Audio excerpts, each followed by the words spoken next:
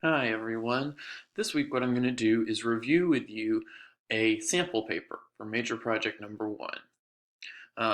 This is the basic structure of how I'll want your essay laid out, and so this will be important to pay close attention to because I'm just going to kind of go through point by point everything that'll be expected out of this essay. If you make sure to follow this structure and make sure that everything looks good and crisp with the APA style and your grammar and your formatting, you should be on track to do a very good job on this essay. All right, so let's start. First thing we'll notice is up here at the top in APA formatting. On your first page, you'll want to put running head, colon, and then your title in all caps. Okay, running head will not be capitalized, not be all caps like the title. The running head, just the R and the H will be capitalized. Then you'll do a colon in the title of your essay in all caps. Okay? And even starting here on this cover page is where you'll begin the page numbering. So in APA on your first page, what you'll want to do is center that title. You'll give the title and then your name and then the university it's affiliated with. So in this case, the University of South Alabama. Uh, you'll do a line for each of these things. If your title is especially long, like this essay, you might have to do 2 lines for the title. Then down here at the bottom, you'll put this author note. And on it, you will just say the name of the class and the name of your instructor. So in this case, it won't say AIS 350 taught by Frank Ard. It'll say IST 350 taught by Daniel Commander. Okay, so you'll notice here on page 2, we don't say running head anymore. Just running head just on that first page. There are a lot of YouTube videos on how to get all this to work if you're confused about how to make this happen on Word, if you're not very familiar with how it works.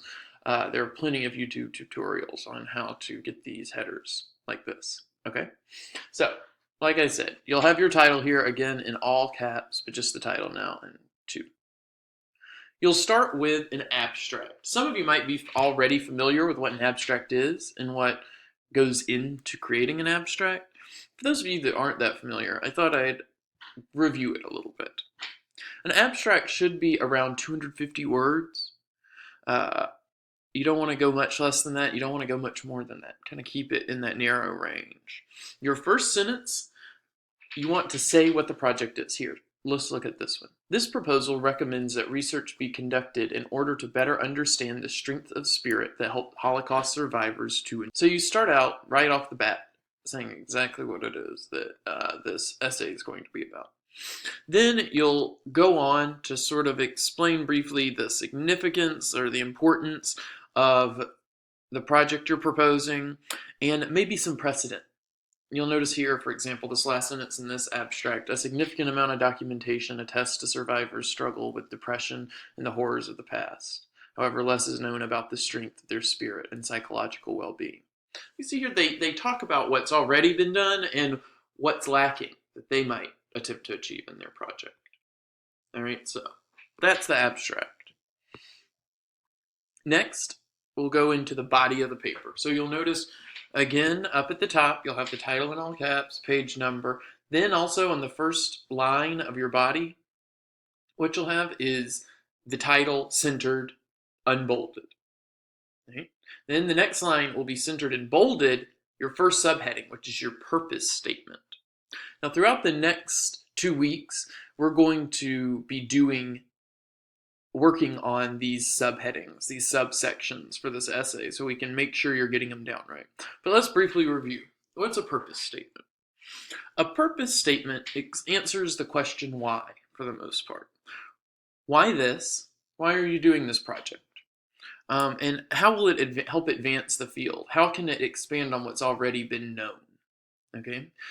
For some of you, that answer might just be this is a good place to condense and synthesize previous material written on the subject. For others, it might be trying to break through and get some new idea about your given topic. Okay, so here you're just going to answer why are you doing this and how is this going to advance the specific field that you're writing in. Statement of qualifications. Statement of qualifications is less complicated than it sounds. In your statement of qualifications, you're going to answer how how are you qualified to do this? What gives you the right to do this? And what past experience or classes will help you? So you'll notice here, it says I have extensive knowledge to bring to this research. I've completed numerous courses, okay? And then they talk about specific experience she had in her course that relates to what it is that she wants to write about. Okay, so it needs to be some sort of direct experience with the field. Okay, not some indirect, tangential, unrelated thing you think you could tie back in. Look at your classes and think of your past experiences and think, what is it that I can specifically bring to this project that makes me qualified? All right, your next section is your lit review. Lit review is pretty self-explanatory.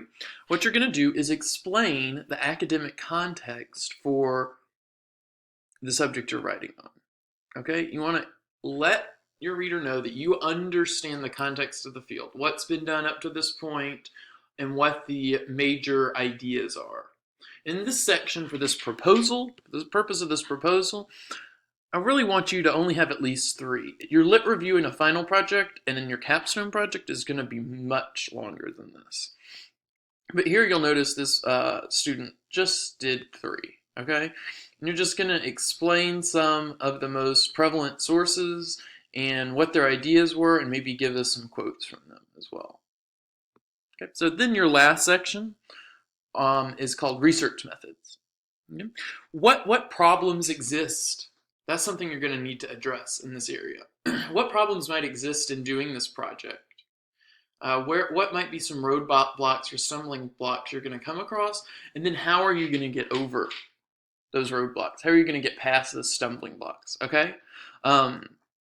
You'll want to explain, it lets your reader know you understand the difficulties of this project and where some of the shortcomings might be.